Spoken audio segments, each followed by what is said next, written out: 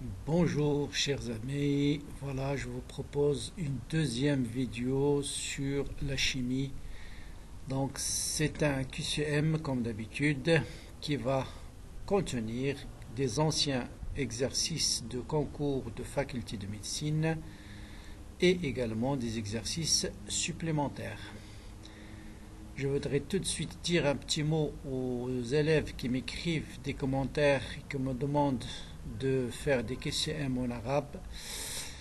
Malheureusement, j'ai fait mes études en français, donc ça va être très difficile pour moi d'écrire des exercices en arabe ou de vous parler ou bien de vous expliquer en arabe.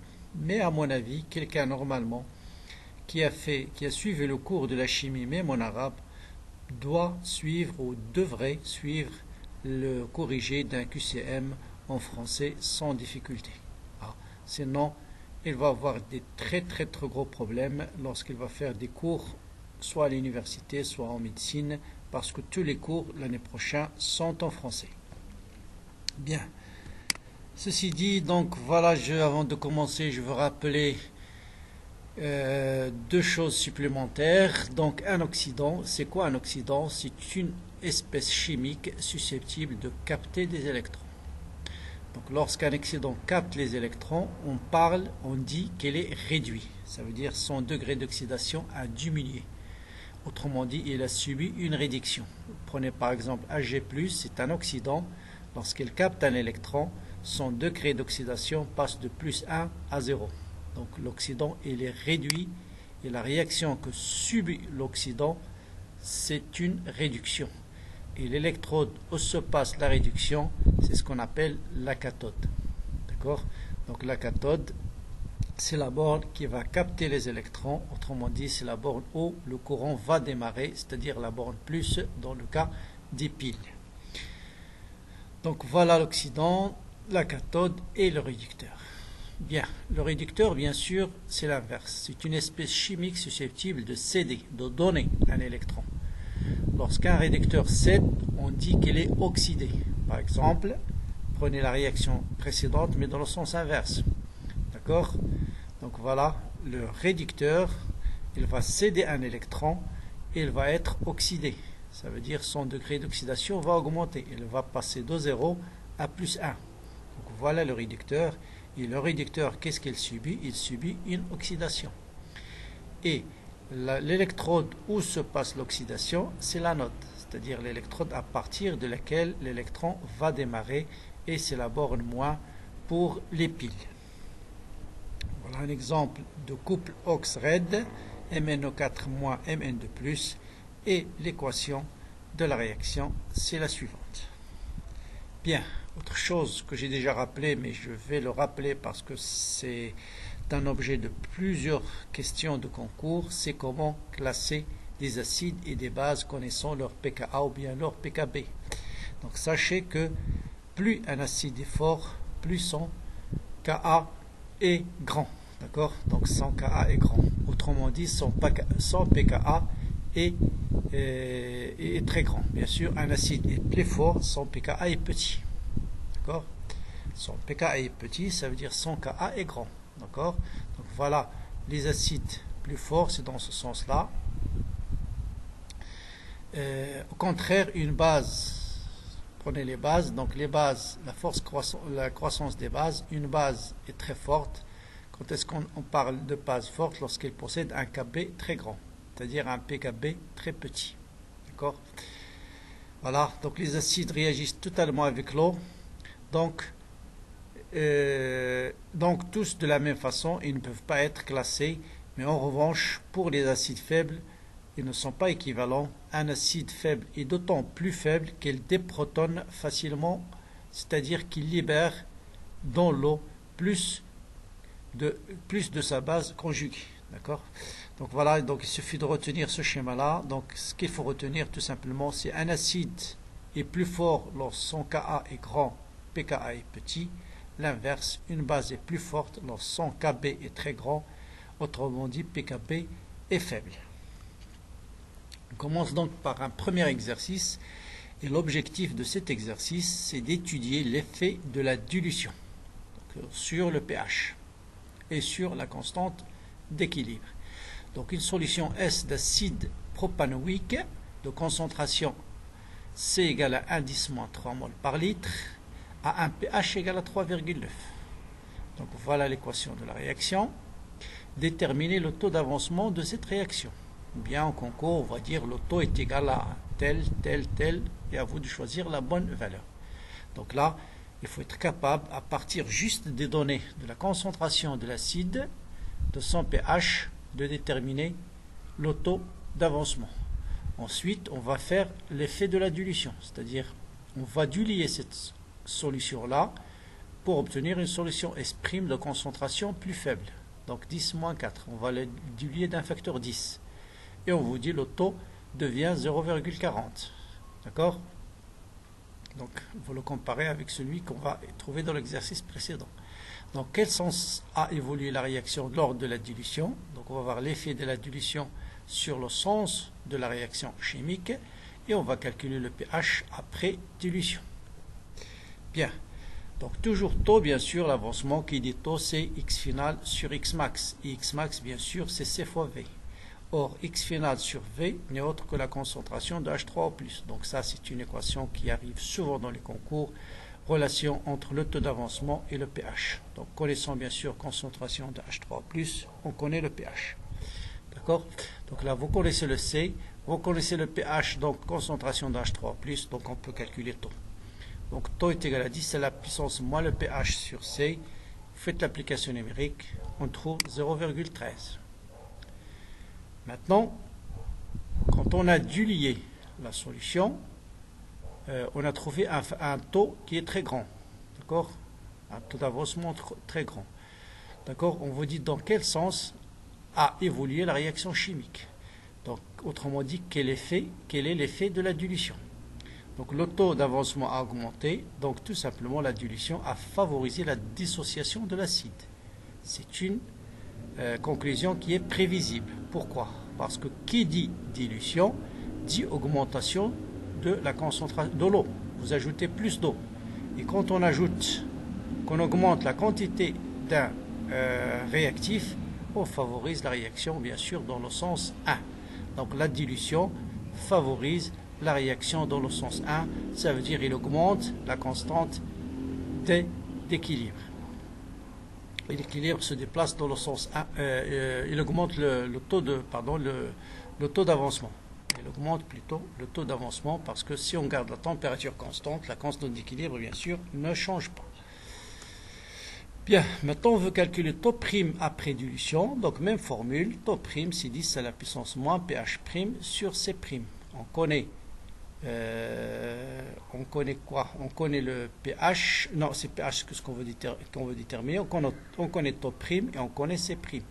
Donc C prime c'est C sur 10 et bien sûr pH prime égale à 4,4. Donc voilà, petit exercice. Donc ce qui est très important, c'est cette formule-là, la relation entre le taux d'avancement et X final. D'accord? Autrement dit, le taux d'avancement, le pH et la concentration initiale de l'acide. Donc le C qui intervient ici, c'est la concentration initiale de l'acide. Bien. Donc voilà d'autres questions juste à répondre par vrai ou faux. Parmi ces propositions concernant les acides faibles, bases faibles, lesquelles sont correctes. Donc vous allez choisir la bonne réponse. Chaque affirmation, vous allez répondre par vrai ou faux. Si je vous dis un acide faible est d'autant plus fort qu'il cède facilement un proton. C'est-à-dire un acide faible, on peut classer les acides faibles du moins faible jusqu'au du plus faible jusqu'au plus fort. D'accord? Donc bien sûr, si un acide faible est fort, il va bien sûr céder facilement un proton. Donc c'est une affirmation qui est vraie. Donc là, on va dire vrai. Plus l'acide est fort, plus sa base conjuguée est forte. Est-ce que c'est vrai ou faux? Je vous laisse le soin de répondre. Et la bonne réponse, bien sûr, c'est plus un acide est fort et sa base va dans le sens inverse. Donc c'est la base, elle est faible et non pas forte. Donc plus la base est forte, plus l'acide conjugué est faible. Donc là aussi, c'est la même chose qu'ici. C'est une bonne réponse parce que là, plus la base est forte, autrement dit, son acide conjugué va être faible, donc c'est une bonne réponse. Plus un acide faible est fort, plus il est dissocié en solution aqueuse. C'est normal.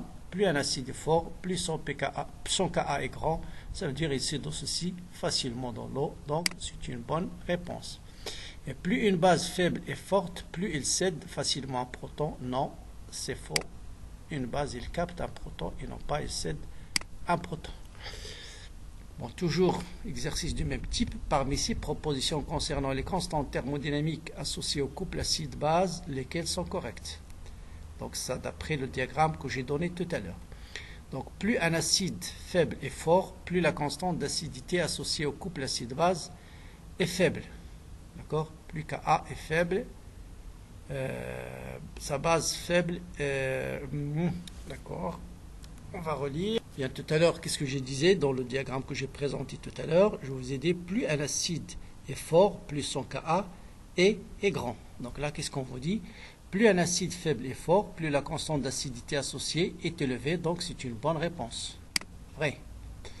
Plus un acide faible est fort, plus le pKa est élevé. Non. Donc c'est l'inverse de ça. Parce que si Ka est grand, ça veut dire son pKa est petit. Donc c'est faux. Et plus une base, là c'est pour les acides, maintenant c'est pour les bases, pardon. Plus une base faible est faible, plus la constante Kb est élevée. Donc plus un acide faible est faible, donc plus... Attends, je vais... Bien, donc on continue le raisonnement. Je suis arrivé à la proposition des bases, c'est-à-dire la proposition C. Plus une base faible est faible, qu'est-ce qu'on a dit tout à l'heure? On a dit pour que la base soit faible, son Kb soit le plus petit possible. Bon, ici, on vous dit son Kb est grand. Donc, c'est une mauvaise réponse. Donc, on va dire c'est faux. C'est faux, bien sûr. Et plus le pKa d'un couple est grand, plus Kb est petit. Là aussi, c'est faux. Pourquoi? Parce que c'est pas le Kb qui est petit, c'est le pKb qui est petit. Et si le pKb est petit, c'est Kb est grand. Et pour tous les couples acides-base, vous avez pKa plus pKb égale à 7. Non, pKa plus pKb égale à pKe, c'est 14. Donc c'est faux aussi. Donc vous avez une seule proposition qui est correcte, c'est la proposition A. Bien. Maintenant on va passer à un exercice d'un ancien. Les exercices que vous voyez comme ça en gris, ce sont des anciens concours. On étudie la transformation chimique.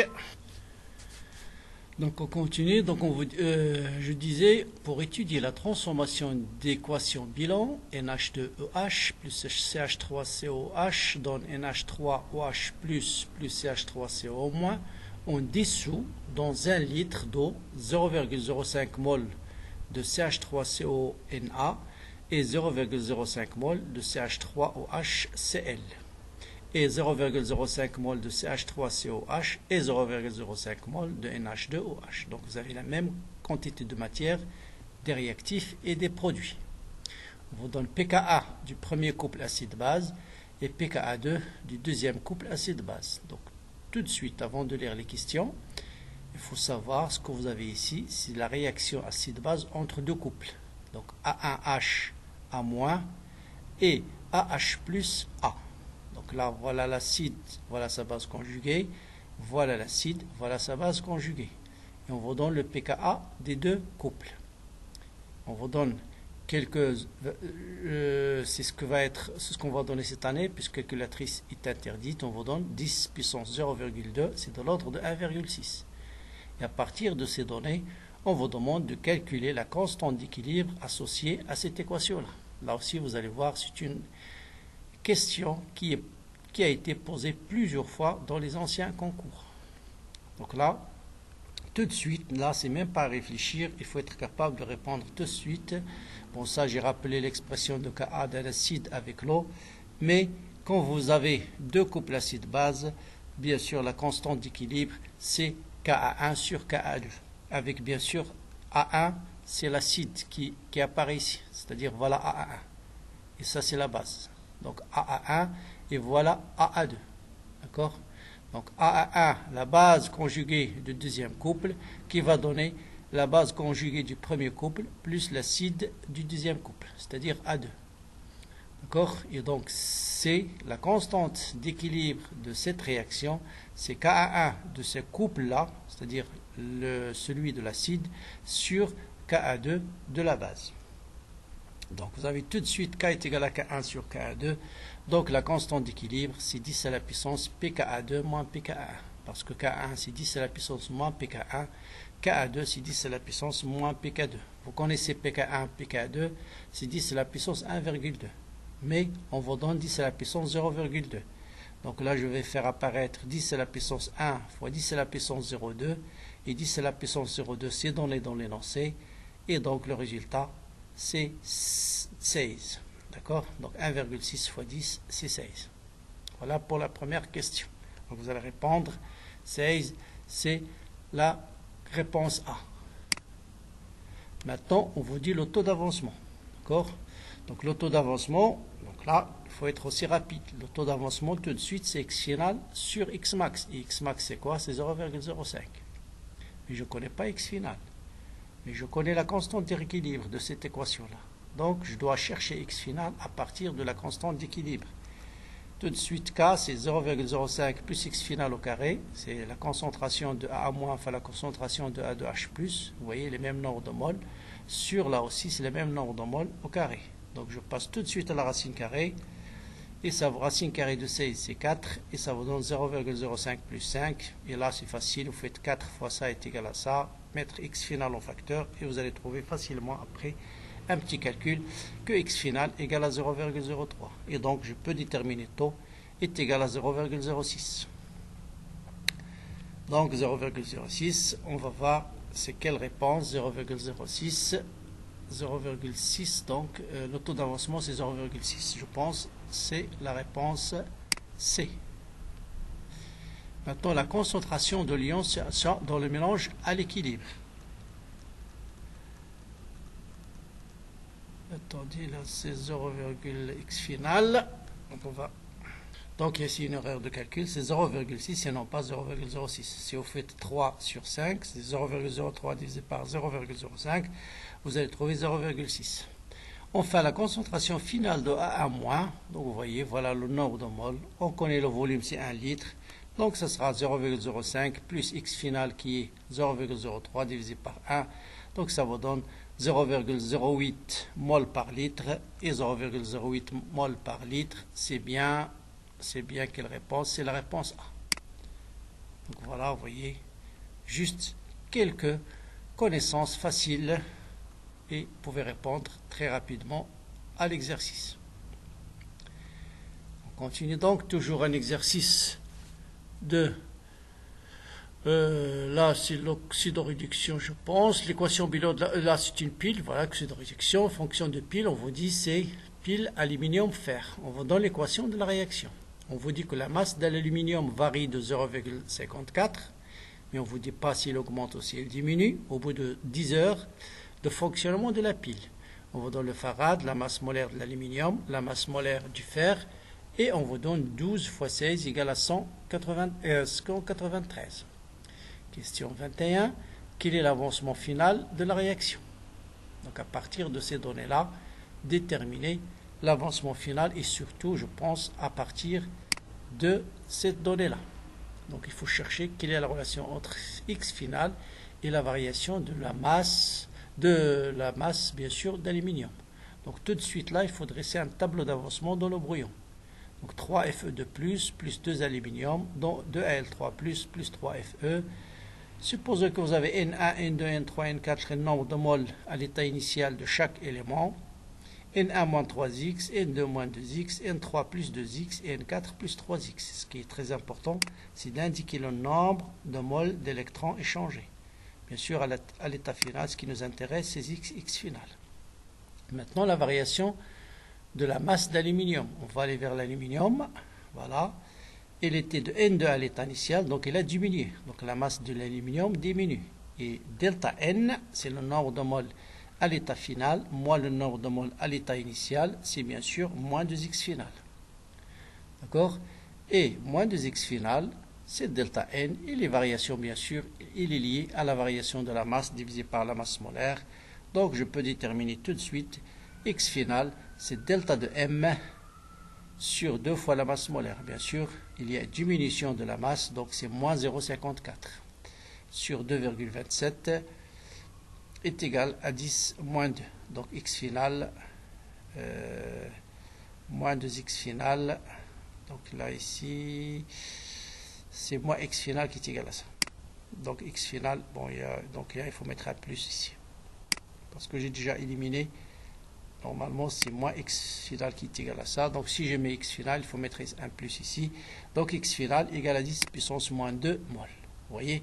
Donc, à partir de la variation de la masse, d'accord? Donc, vous avez ici delta de M, c'est moins 54 qui est égal à moins de X final. Donc, X final est égal à 0,54 divisé par 2,27.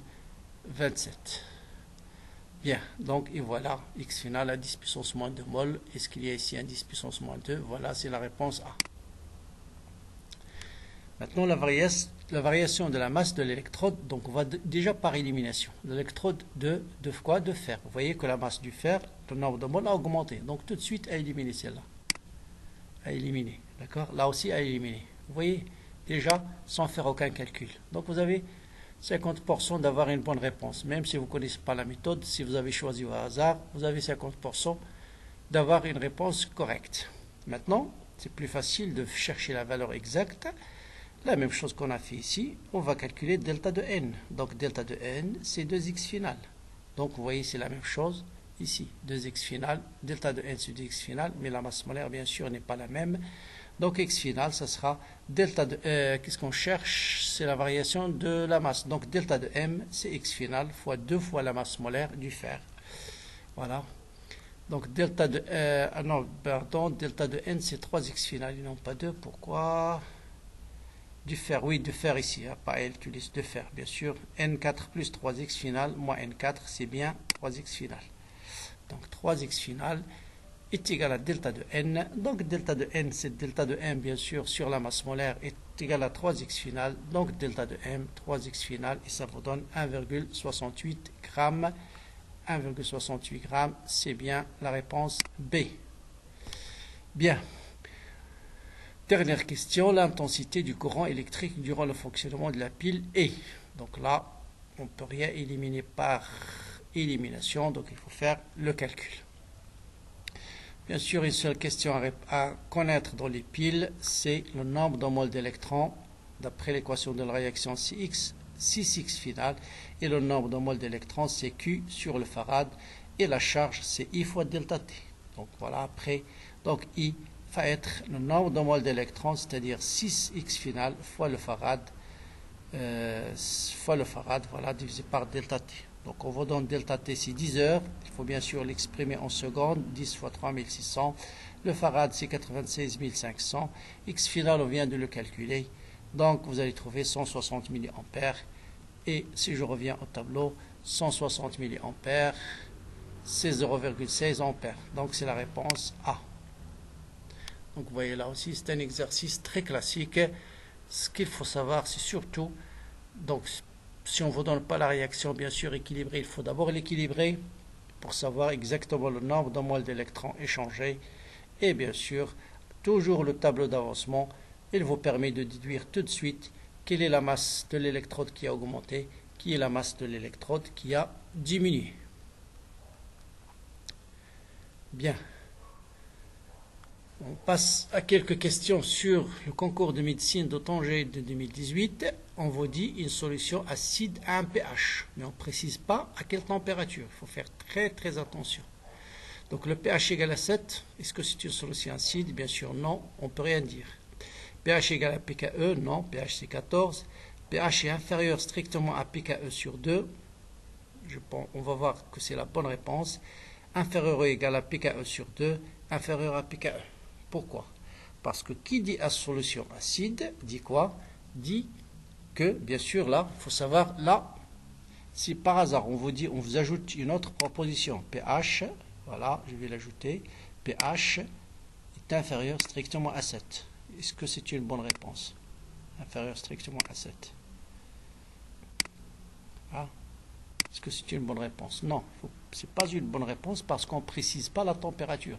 Si c'est à 25 degrés, d'accord, le pH est inférieur à 7 parce qu'à 27 degrés, le pKe est égal à 14. Mais si T est différent de 25, pKe il change. Faites très attention à ça. Le pKe égale à 14 ou bien une solution neutre égale à 7, c'est vrai pour une température de 25 degrés. Mais dans le cas général, une solution est acide si la concentration de H3+ est supérieure à la concentration de H-. Voilà la définition d'une solution acide. La concentration de H3+ est supérieure à H-. Et le produit des deux concentrations, c'est-à-dire H3+ fois H-, c'est ce qu'on appelle le produit ionique de l'eau, c'est Ke. Donc si je multiplie ici par H3+ par H3+, je vais avoir H3+ au carré est supérieur à Ke. Donc, le log, j'applique le log, 2 fois log de H3+ est supérieur à log de Ke. Je multiplie par moins 1, donc vous allez avoir inférieur à la place de supérieur. Moins 2 log de H3+ est inférieur à moins log de Ke.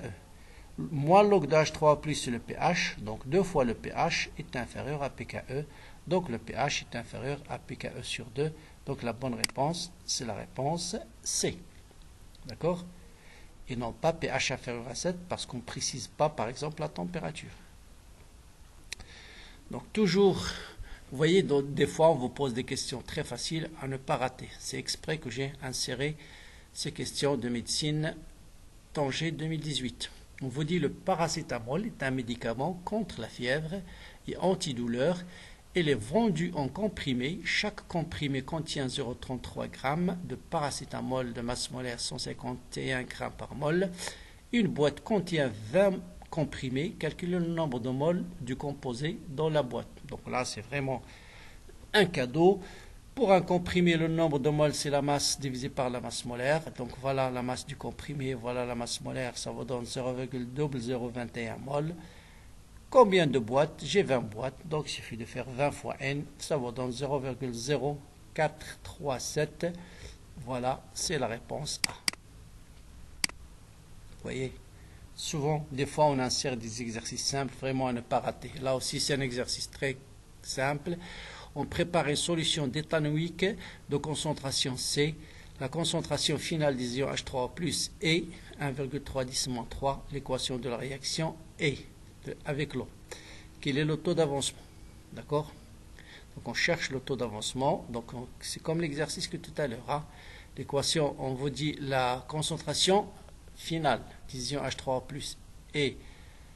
On vous donne la concentration d'H3+ à l'état final, c'est-à-dire vous connaissez le pH, vous connaissez la concentration de l'acide, donc tout de suite, on l'a fait tout à l'heure, concentration d'H3+, c'est X final sur le volume, et donc taux, c'est X final sur X max qui est C fois V, et X final sur V, c'est la concentration d'H3+, c'est la même relation qu'on a fait tout à l'heure, et ça vous donne 1,310-2, c'est-à-dire 1,3%, réponse A. On continue, toujours avec la médecine 2019, on analyse un échantillon d'eau oxygénée, donc là c'est la réaction aussi d'oxydoréduction, d'accord. On va parler un peu de l'équivalence d'eau oxygénée de volume 20 millilitres par le permanganate, c'est-à-dire c'est un dosage en utilisant la méthode d'oxydoréduction. Donc, qu'est-ce qu'on dose? On dose l'eau oxygénée avec quoi? Avec le permanganate. Donc, vous avez l'eau oxygénée et on ajoute le permanganate. On vous donne la concentration de permanganate et à l'équivalence, on vous donne le volume qu'on a ajouté du permanganate. Voilà les équations de la réaction et on vous dit calculer la concentration d'eau oxygénée. Donc, je vous rappelle juste quelques données. Au cours d'un dosage d'oxydoréduction, les réactifs réagissent dans des proportions stéchiométriques. Ça veut dire quoi? Ça veut dire avant l'équivalence, quel est le réactif limitant? Dans notre cas, donc le réactif titrant, c'est le réactif limitant. C'est-à-dire chaque fois que l'on verse, il disparaît. Dans notre cas, c'est le permanganate. Chaque fois que vous versez le permanganate sur l'eau oxygénée réagit tout de suite avec le permanganate. Il n'y a plus d'ions de permanganate dans la solution. Et on continue à verser des ions permanganate jusqu'à obtenir l'équivalence. Et à l'équivalence, les réactifs sont intégralement consommés. C'est-à-dire que vous avez le même nombre de moles qu'on a ajouté d'ions permanganate doit être égal au nombre de moles qu'il y a en solution de l'eau oxygénée. Et voilà la réaction de dosage. D'accord? Faites attention ici, vous n'avez pas le même nombre de moles d'électrons. Donc il faut l'équilibrer. Vous avez 5, 2, je multiplie celle-là par 2 et celle-là par 5. Donc 2 et maintenant 4 et ainsi de suite. Ensuite, je suppose ici j'ai N1 mol. Donc à la fin, je vais avoir N1 moins 2x final. Et là, ici, j'ai N2. Je vais avoir N2 moins 5x. À l'équivalence, c'est quoi? Les deux réactifs sont limitants. Donc avant l'équivalence, c'est le réactif tétran qui est limitant. Après l'équivalence, le réacteur tétran, il est en excès. D'accord? Donc, et à l'équivalence, vous avez ce nombre de moles est égal à 0 et ce nombre de moles est égal à 0. Et c'est ce qui nous donne la condition d'équivalence, c'est-à-dire N1 sur 2x est égal à N1 sur 2 est égal à N2 sur 5. Voilà la relation d'équivalence. D'accord? N1 sur ce coefficient est égal à N2 sur ce coefficient, pour se rappeler facilement. D'accord? N1, bien sûr, il est connu, puisque je connais le volume de l'oxygéné et je connais donc l'oxygéné de volume V.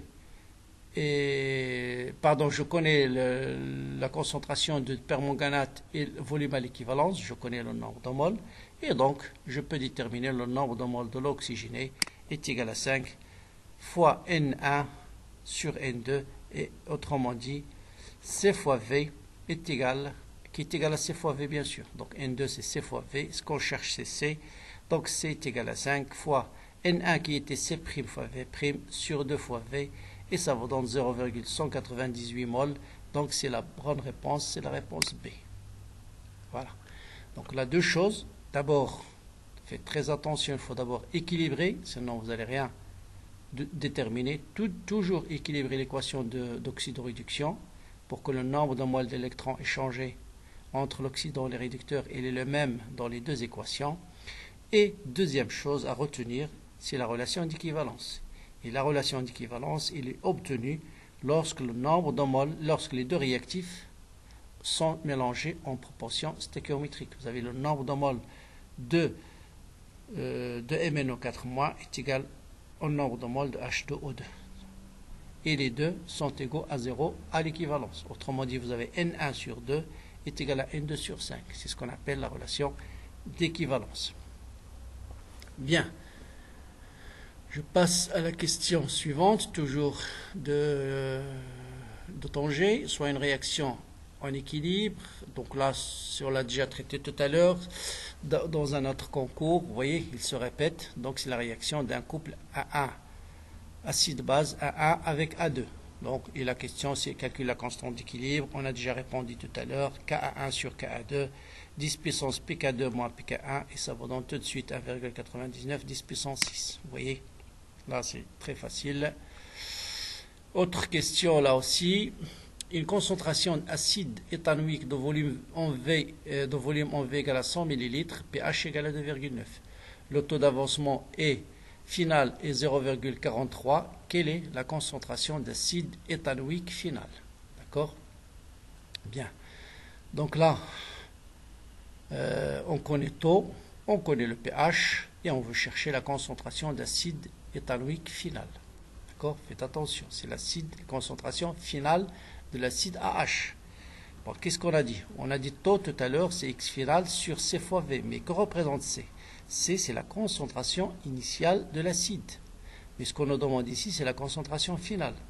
Mais on va déterminer d'abord la concentration initiale. Donc la concentration initiale, c'est bien sûr C0 est égal à quoi? Est égal à taux divisé par concentration d'H3 plus divisé par taux. Et si vous faites un petit calcul, ça vous donne 2,92 10 moins 3. Vous voyez, vous allez trouver cette valeur ici. Il ne faut pas l'encadrer.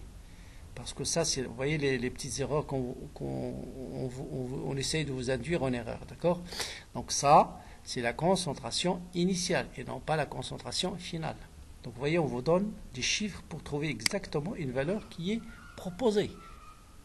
Mais ce n'est pas la bonne réponse. Parce que ça, c'est la concentration initiale. Ce qu'on nous demande, c'est la concentration finale. Or, c'est quoi la concentration finale? c'est, si vous faites le tableau d'avancement, c'est N moins X final sur V, ça veut dire C0 moins X final sur V, qui est la concentration de H3O+.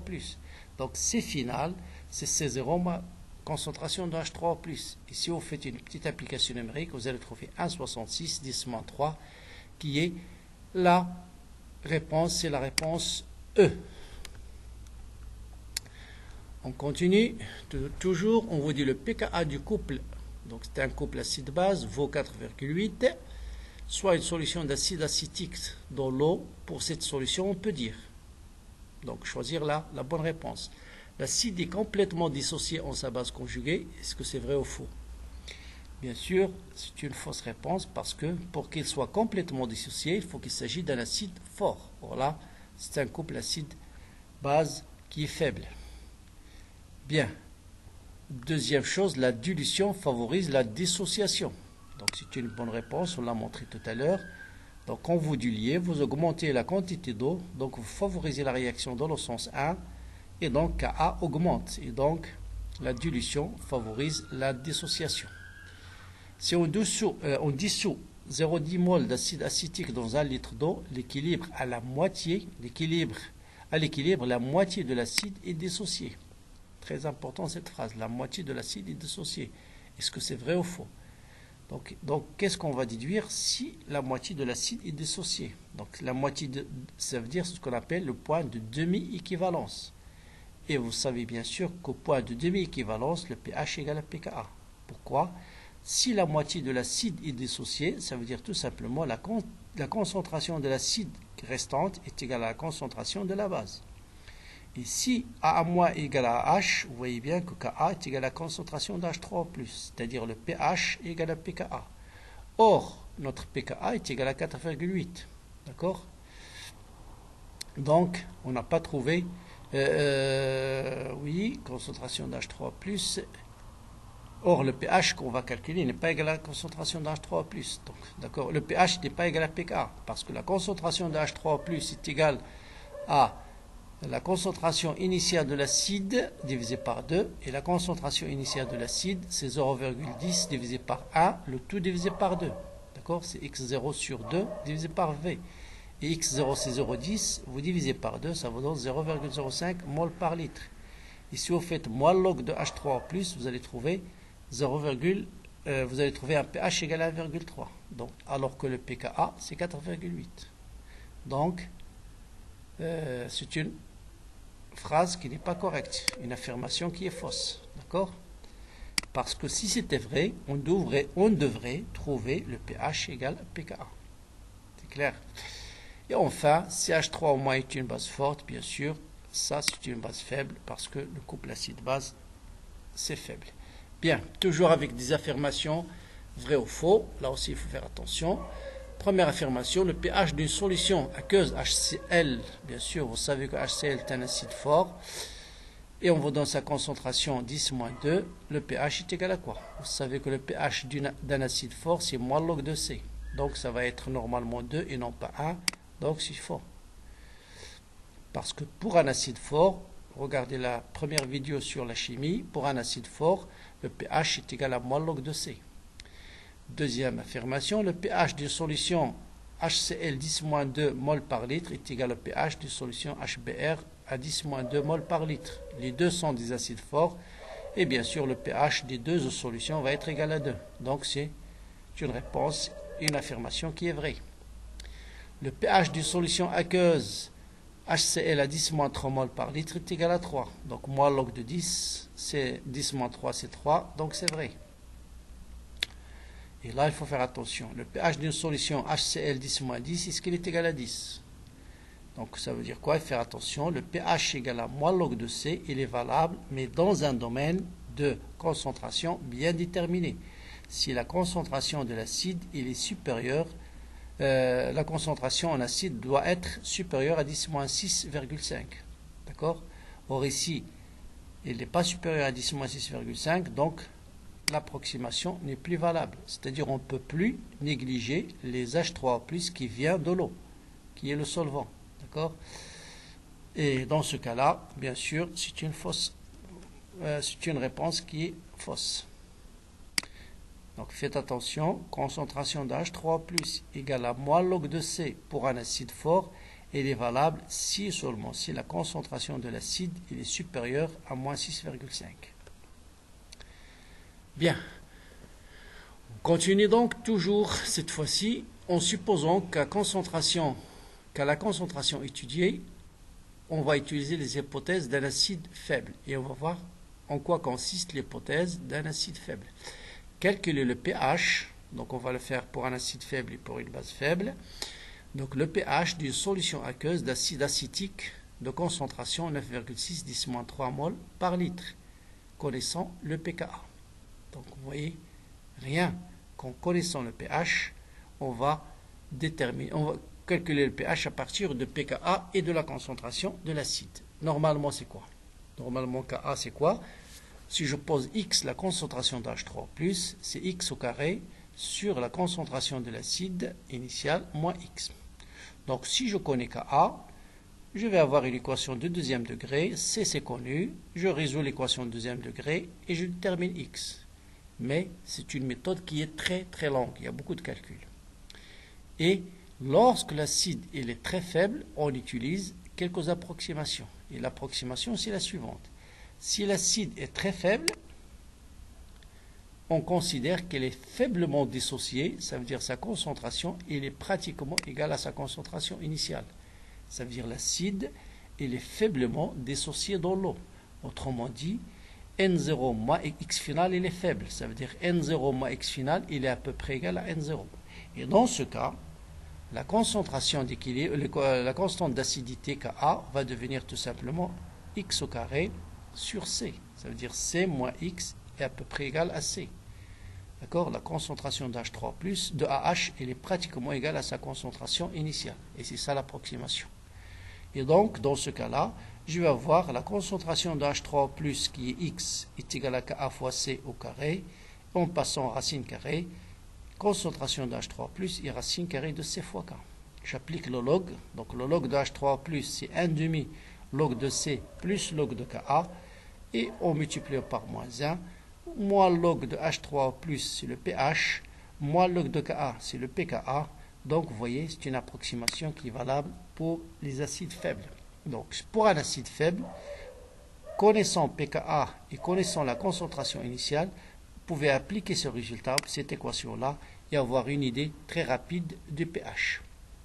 Et si vous faites le calcul, vous connaissez le pH, vous connaissez le log de C, vous faites le calcul, vous allez trouver un pH égal à 3,4. Donc ça, c'est valable pour les acides faibles. Et le domaine de validité de cette approximation, c'est lorsque le pH est plus petit que pKa-1.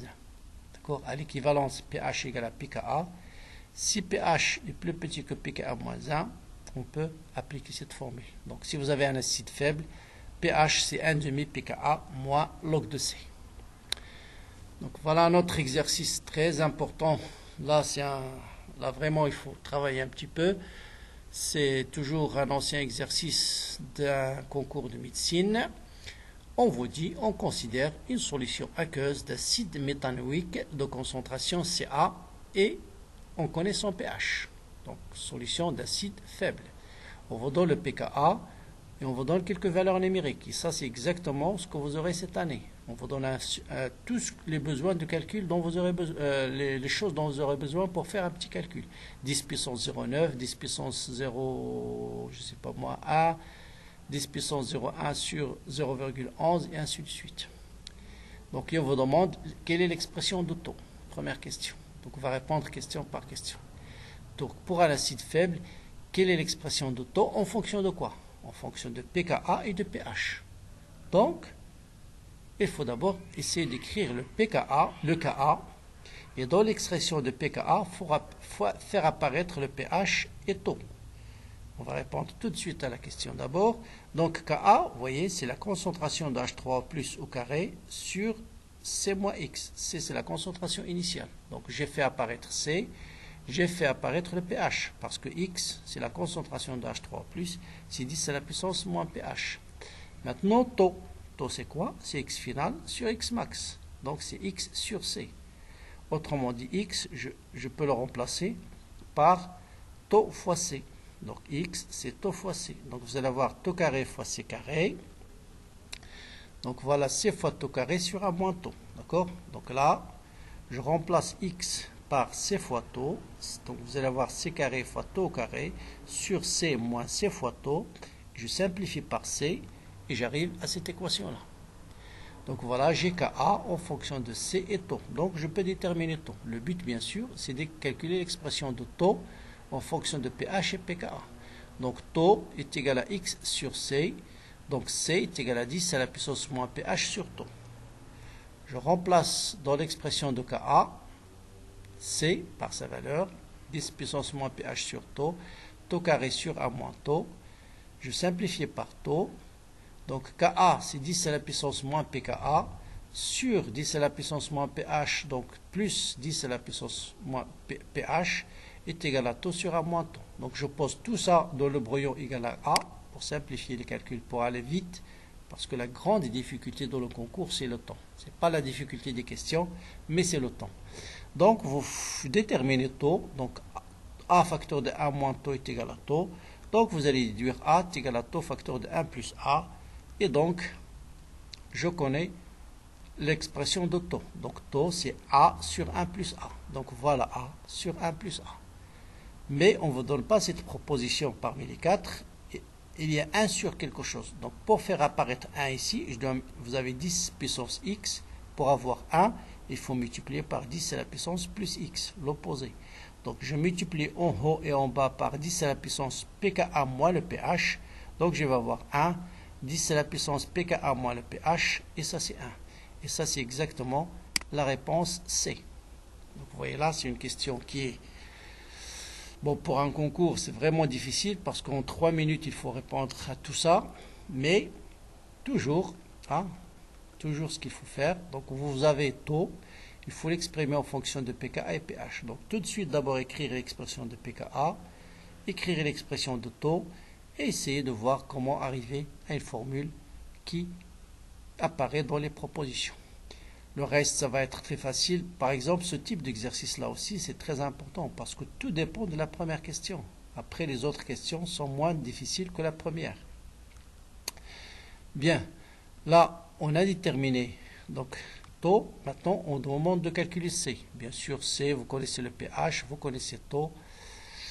Donc, on va déterminer, donc C c'est x sur tau, donc tau est égal à 1, donc tau est égal à, bon, on va calculer d'abord tau, 1 sur 1 plus 10 à la puissance pKa moins pH, c'est 0,9, c'est ce qu'on vous donne dans l'énoncé, et ça vous donne 1 sur 8,94, qui est à peu près égal à 0,11, 10 moins 3. Donc voilà tau, connaissant tau, on peut déterminer bien sûr C. Donc C, c'est 10 à la puissance moins le pH sur tau. Donc voilà. Et là, on ne vous donne pas 10 moins 2,9, mais on vous donne 10 à la puissance moins 0,9. Donc je vais dissocier 10 moins 2,9, 10 moins 2 fois 10 à la puissance moins 0,9 divisé par tau. Et ça vous donne 10 moins 2 fois 7,94 fois tau. Et c'est à peu près 10 moins 2 mol par litre. Et c'est la réponse A. Ensuite, le pH à la demi-équivalence. Là, c'est une question, peut-être, là aussi, il faut faire attention. Même si vous n'avez pas répondu aux 2 questions précédentes, vous pouvez répondre à celle-là.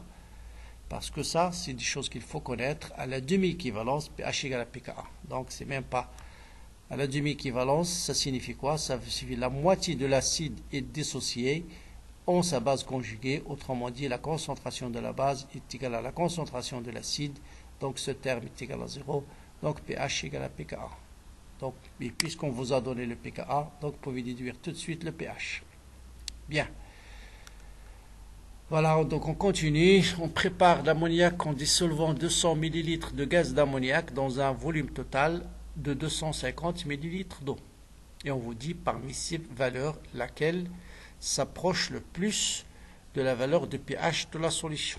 Donc tout à l'heure, on a fait un exercice d'un acide faible avec l'eau, en utilisant l'approximation que l'acide est faiblement dissocié. Là, on va faire exactement la même chose, mais la réaction d'une base avec l'eau. Et on va adopter la même approximation. Une base faible, lorsqu'elle réagit avec l'eau, si on suppose que la base elle est très faible, ça veut dire que sa concentration initiale n'a pratiquement n'a pas changé. Et donc, on va ici décrire l'expression de pH. Donc, voilà le tableau d'avancement. Donc, la base, c'est C. Ça, c'est les concentrations. Donc, C moins X, X, X. Ça, c'est les concentrations de H moins, les concentrations de NH4+. Dans un acide avec l'eau, on parle de Ka. Acide base avec l'eau, on parle de Kb. Donc, Kb, c'est concentration de H moins, NH4+, sur NH3. Et dans le cas général, c'est X carré sur C moins X. Et Kb, vous savez bien sûr qu'il est égal à Ke sur Ka. Parce que Ka fois Kb égale à Ke. Maintenant, on va passer à l'approximation. Si on suppose que la base est faiblement dissociée, ça veut dire on peut négliger X devant C. Et donc, on peut écrire Kb est égal à X carré sur C. Donc, voilà ce qu'on appelle l'approximation d'un acide faible. Et Kb, bien sûr, c'est Ke sur Ka. Et X, c'est la concentration de H-. Donc, on peut déterminer X carré qui est égal à C fois Ke sur Ka, qui est égal à C. Et X, bien sûr, c'est quoi? C'est la concentration de H-, qui est égal à quoi? Qui est égal à Ke au carré sur H3 au plus au carré. Parce que au H-, je multiplie par H3 au plus, par H3 au plus. Donc, H3 Ke est égal à concentration de H-, c'est Ke sur concentration de H3 au plus. En simplifiant par Ke, donc là, ici, vous simplifiez par Ke, et vous avez C sur Ka est égal à Ke sur H3O+. Donc, je peux déterminer concentration de H3O+. Je passe au logarithme. 2 fois le log est égal à log de Ka plus log Ke moins log de C. Je multiplie par racine moins. Et je trouve le pH, c'est 1,5 pKa plus pKe plus log de C. Vous voyez? Donc ça, c'est valable. Lorsque je néglige, je suppose que la concentration de la base n'a pas changé. Ça veut dire il est faiblement dissocié. Donc là, bien sûr, C, vous pouvez le calculer. Donc vous connaissez le volume de l'ammoniac dissocié. Donc je connais le volume molaire. Donc vous allez déterminer d'abord le nombre de moles. C'est 200 millilitres. Vous le transformez en litres, 0,2 divisé par 24. Et vous connaissez le volume de la solution. C'est 200 plus 250. Et donc vous pouvez déterminer C. Vous connaissez le pKa. Vous connaissez le pKe, bien sûr, c'est 14. Donc, vous pouvez déterminer le pH. Et la bonne réponse que vous allez trouver, c'est 10,9. Donc, je répète. Donc, ces deux exercices, il faut bien les refaire. L'exercice que j'ai fait tout à l'heure sur l'acide faible,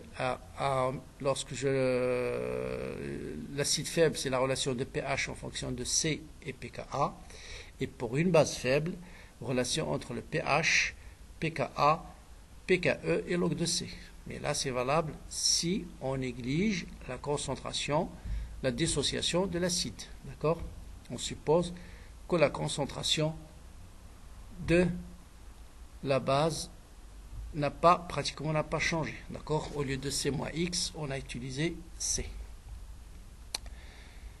Bien, notre exercice, on continue. Donc, chlorure d'ammonium et soude, on place en solution d'eau pure 0,20 mol de chlorure d'ammonium et 0,10 mol d'hydroxyde de sodium. Donc, vous avez ici une base forte avec un acide faible, de manière à obtenir un litre de solution de pKa. Donc, le pH est obtenu est égal. Donc, on vous donne 4 propositions. Donc là, c'est calculer le pH connaissant quoi? Le nombre de moles d'eau de chlorure d'ammonium, d'accord, et le pKa. Bien. D'accord? Donc là, il faut là aussi très rapide, d'accord? Donc vous avez une réaction acide-base entre l'hydroxyde de sodium qui est la base et l'acide NH4Cl. Donc, pour calculer le pH, il faut déterminer soit la concentration de H3+, soit avoir une donnée supplémentaire. Et là, il faut tout de suite faire d'abord le tableau d'avancement. Donc, dans le brouillon, rapidement, NH4+, vous savez le nombre de moles, c'est 0,2. Le nombre de moles de H-, c'est 0,1. C'est connu, c'est donné dans l'énoncé, d'accord? Ici 0,0, ici en excès, 0,2 moins X, 0,1 moins X. Donc, à l'état final, le réactif limitant, bien sûr, c'est, dans l'autre cas, c'est OH-, c'est l'hydroxyde de sodium, parce que X max égale à 0,1. Et vous remarquez qu'à l'état final, voilà ce qui est très important. que le nombre de moles et par conséquent la concentration de l'acide est égale à la concentration de la base. C'est pourquoi je les mets en rouge.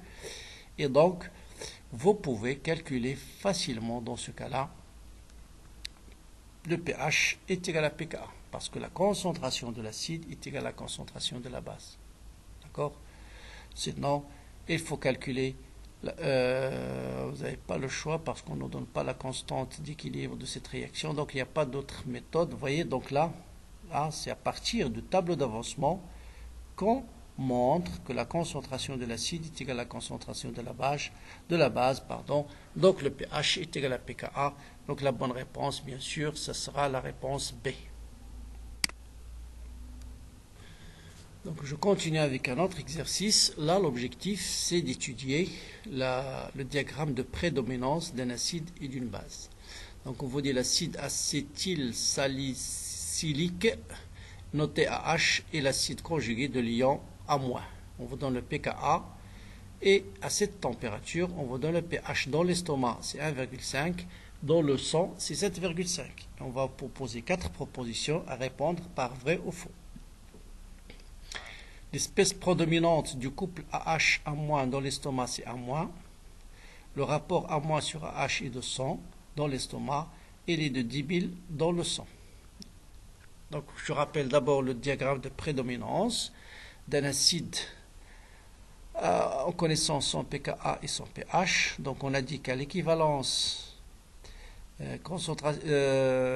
si vous avez concentration de A- est égale à concentration de AH, plutôt le pKa égale à pH.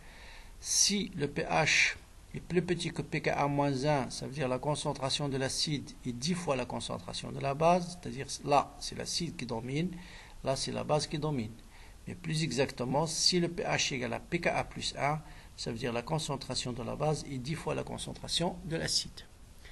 Maintenant, quelle est l'espèce dominante du couple AH dans l'estomac? Je compare dans l'estomac, le pH est égal à 1,5. Et le pKa égale à combien?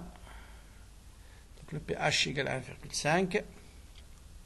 Et on a le pH, c'est pKa plus log de 1- sur, donc là, le pKa il est égal, le pKa du couple, voilà 3,5, je ne l'ai pas vu. Donc vous voyez, donc le pH, vous voyez que le pH 1,5 il est plus petit que pKa. Donc, qu'est-ce qui domine dans ce cas-là? C'est pas A-, c'est AH. Donc c'est une mauvaise réponse. D'accord? Donc pH est inférieur à K. Donc l'espèce qui domine, c'est l'acide et non pas la base. D'accord? Donc ce qui domine, c'est AH et non pas A-. Pourquoi? Parce que le pH est plus petit que pKa. On est dans cette région-là. On peut dire même, vous avez pH est plus petit que pKa-1. Pourquoi? Parce que 1,5 c'est plus petit que 3,5 moins 1,5. On peut dire même que la concentration de l'acide il est supérieure à 10 fois la concentration de la base. Réponse affirmation B, on vous dit que le rapport A- sur AH est 100 fois dans l'estomac. Bon, c'est facile à répondre. Le pH c'est pKa plus le A- sur AH. Dans l'estomac, le pH c'est 1,5. Moins le pKa, ça vous donne moins 2. Ça veut dire quoi? Ça veut dire la concentration de la base sur la concentration de l'acide est égale à 0,01. Autrement dit, la concentration de l'acide sur la base est de 100. Donc, ce n'est pas A- sur H qui est égal à 100, c'est plutôt la concentration de l'acide sur la concentration de la base qui est égale à 100. Mais pour répondre vrai ou faux, là on peut répondre tout de suite faux, parce qu'on a déjà démontré que dans l'estomac,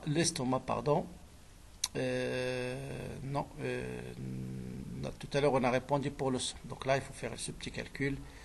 C'est pas méchant. Et vous voyez que dans ce cas-là, c'est plutôt le rapport l'acide qui est 100 fois la base et non pas la base qui est égale à 100 fois à 0,01 fois l'acide.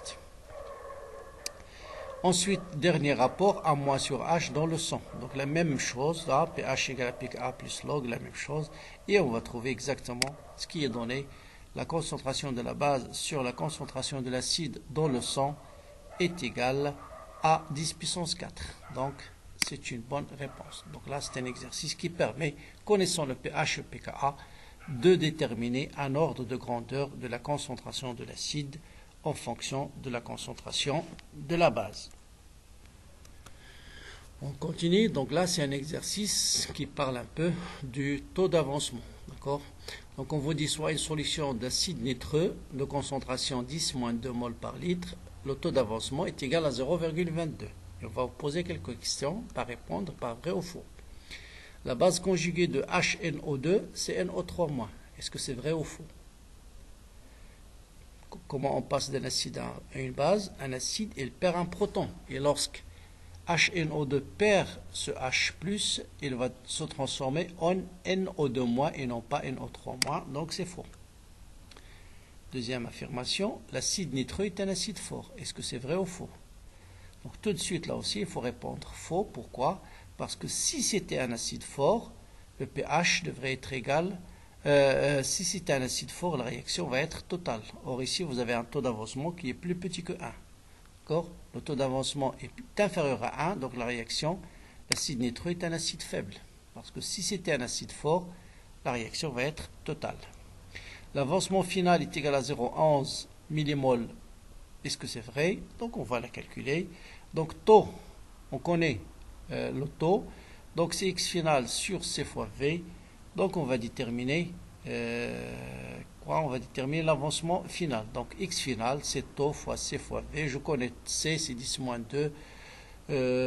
Taux, c'est 0,22. Et V, bien sûr, c'est donc taux C fois V 0,05. Voilà, le volume, il est là, 50 millilitres, 0,05 litres. Donc, ça me donne effectivement 0,11 millimol. Donc, c'est une bonne réponse. Et le pH de la solution est égal à 2. Est-ce que c'est vrai ou faux? Donc, là aussi, vous devrez répondre très rapidement. Pourquoi? Parce que si c'était un acide fort, C devrait être égal, effectivement, le pH égal à 2. Parce que moins log de 10-2, c'est 2. Mais comme l'acide est faible, il va s'y dissocier faiblement par rapport à un acide fort, donc le pH est obligatoirement supérieur à 2. On ne vous demande pas de le calculer, mais je vous donne le calcul. H3O plus X final sur V, je connais X final, je divise par le volume. Si je calcule moins log de ça, je trouve effectivement que le pH est supérieur à 2.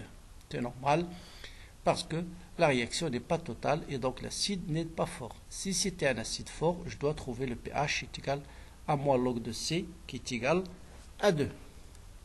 Donc voilà pour ce QCM, ce deuxième QCM en chimie. Comme d'habitude, bien sûr, j'attends vos commentaires. Ils sont les bienvenus, qu'ils soient positifs ou négatifs. J'espère que vous avez appris quelques astuces de calcul de chimie.